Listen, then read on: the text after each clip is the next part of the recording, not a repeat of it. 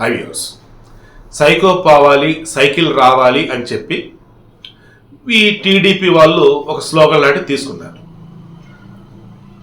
Hello AP bye bye YCP అని చెప్పేసేమో జనసేన వాళ్ళు తీసుకున్నారు. ఆఫ్ కోర్స్ వాళ్ళు కూడా సైకో పాలన పోవాలని వాళ్ళు అంటారు జనసేన వాళ్ళు. ఇక్కడ వీళ్ళకి అర్థం కానిది ఏంటంటే, క్లియర్గా అబ్జర్వ్ చేసినట్టయితే జగన్మోహన్ రెడ్డి సైకో కాదు. ప్రపంచ దిగ్గజాలైనటువంటి సైకాలజిస్టులు కూడా అతను ఒక పెద్ద ఫజిల్. జగన్మోహన్ నిజంగా సైకో అయితే అతనితో కాపురం చేసినటువంటి ఆయన సతీమణి భారతి గారు మరి ఎలా ఉంటున్నారు? నిత్యం ఒక ముఖ్యమంత్రి జగన్మోహన్ రెడ్డి ఉంటున్నప్పుడు ఆయన చుట్టూతున్న అధికారులు ఎలా ఉంటున్నారు?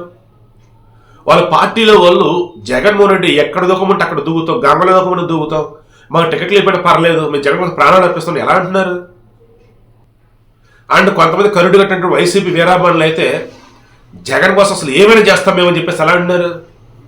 మొన్న చూశాను, 30,000 నేను నాకు ఆ ఉద్యోగం వచ్చేసి వదిలేశాను, ఈ 5,000 వాలంటీర్కి చేస్తున్నాను, ఏదైనా సేవ చేయడం ఇష్టమండి అని చెప్పేసి ఒక ఆమె అంటుంది. ఎవరు అసలు వీళ్ళంతా? జగన్ సైకో అయితే వీళ్ళంతా ఈ రకంగా అభిమానంగా లేదన్నప్పుడు జగన్ ఏం చెప్తే చేసే విధంగా ఉంటారు. ఒక సైకో ఏదైనా చెప్తే అవతల చేస్తారా? చిన్న లాజిక్. సైకో కాదు, అతి పెద్ద స్ట్రాటజీ.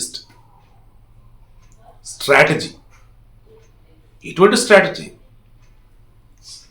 నన్ను తప్పుగా అనుకున్నా, నన్ను ఎటకారంగా అనుకున్నా, నన్ను తిట్టుకున్నా, నన్ను పొగిడినా, నా గురించి మాట్లాడినా, వాట్ ఎవర్ ఇట్ ఈస్, నా గురించి మాత్రమే మాట్లాడాలి, మా పార్టీ గురించి మాత్రమే డిస్కస్ చేయాలి. దానివల్ల ఏమైంది? చిన్న పాయింట్. ఇప్పుడు నేను లెక్కల్లో ఎక్స్పర్ట్. మా అబ్బాయి వచ్చేసి, మా అల్లుడు కొడుకు ఎవరో వచ్చేసి పలానా లెక్క నాకు రావట్లేదు అని అన్నారు. నేను ఆ లెక్కకు సంబంధించి ఏంటి అని చెప్పి మొత్తం ముందు వరకు నేను చెక్ చేస్తున్నాను. ఈలోపు నాకు జగన్మోహన్ రెడ్డికి సంబంధించేసి ఒక ట్రోలింగ్ లాంటిది నాకు కనపడింది. అందులో జగన్మోహన్ రెడ్డి ఎట్టబడితే అట్ట మాట్లాడుతున్నది, అండ్ జగన్మోహన్ రెడ్డి పార్టీకి సంబంధించి ఆ మార్పులు ఈ మార్పులు ఏవో హడావుడు ఏవో చేసుకుంటున్నవి నాకు అనిపించాయి. నాకు టీడీపీ అంటే ఇష్టం. టీడీపీకి సంబంధించి కూడా నేను కొన్ని విషయాలు చూడాల్సినవి ఉన్నాయి. నాకు గంట సమయం ఉంది. ఈ గంట సమయంలో మా పిల్లడికి సంబంధించిన లెక్క తాలూకు ఏదైతే ఉందో దానికి ఒక అరగంట కేటాయిస్తే ఇంకో అరగంట ఆ టీడీపీలకు సంబంధించి అది కేటాయించాను నేను. కానీ నేనేం చేస్తున్నాను, ఈ జగన్కి సంబంధించి వచ్చినటువంటి ట్రోలింగ్లో లేదన్నప్పుడు ఆయన మాట్లాడిన మాటలు దాని తాలూకు ఆలోచిస్తూ నవ్వుకుంటూనో లేదన్నప్పుడు ఏది అట్ట చేస్తాను అనుకుంటూనో పక్కన వాళ్ళతో మాట్లాడుతూ మా పిల్లడికి సంబంధించి లెక్కకు సంబంధించి ఏదైతే చెప్పాల్సిన అది నేను మర్చిపోతున్నా, అంటే దాన్ని తర్వాత చూద్దాం అంటే దాన్ని పక్కన పెట్టా.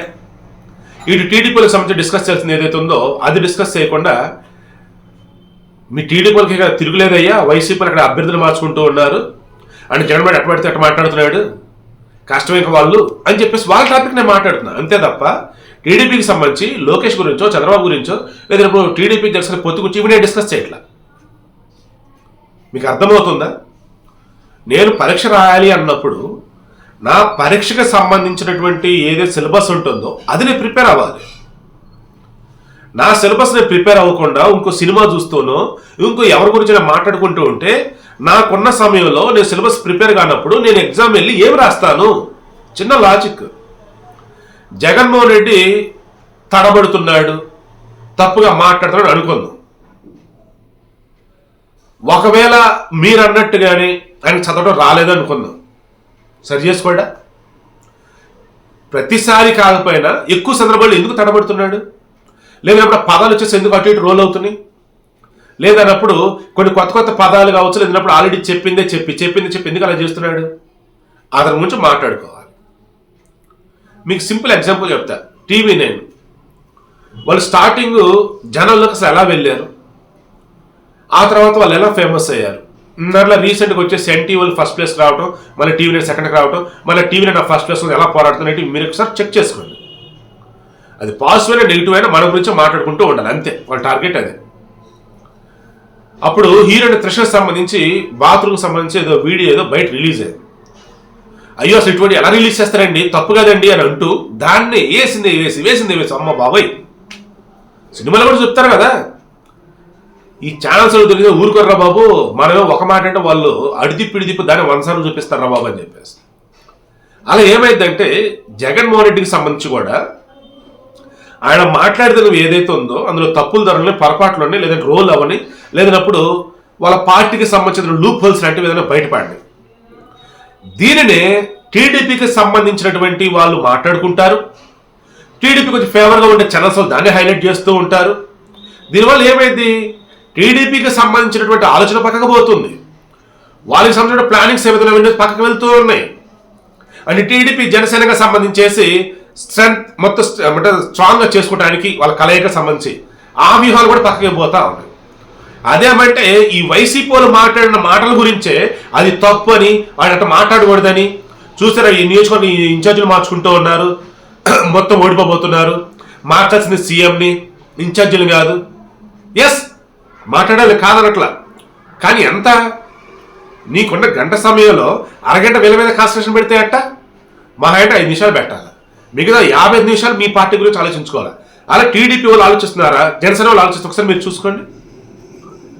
నేను ఇందాక చెప్పినట్టుగా జగన్మోహన్ రెడ్డిని ఎటకారంగా అనుకుంటూ ఉన్నా ఆయన హైలైట్ అవుతున్నాడు, అతను తిడుతున్న అతనే హైలైట్ అవుతున్నాడా, అతను పొగుడుతున్న అతనే హైలైట్ అవుతున్నాడా. ఇలా మీరు అబ్జర్వ్ చేయండి, ఎక్కువగా వైసీపీకి ఫేవర్గా ఉన్న ఛానల్లో జగనే కనిపిస్తున్నాడు. వైసీపీ గురించి టాపిక్, ఈ వైసీపీకి నచ్చినటువంటి పార్టీ ఛానల్స్ మీతో ఉంటే వాళ్ళు కూడా ఇవే విషయాలు మాట్లాడుకుంటూ ఉన్నారు.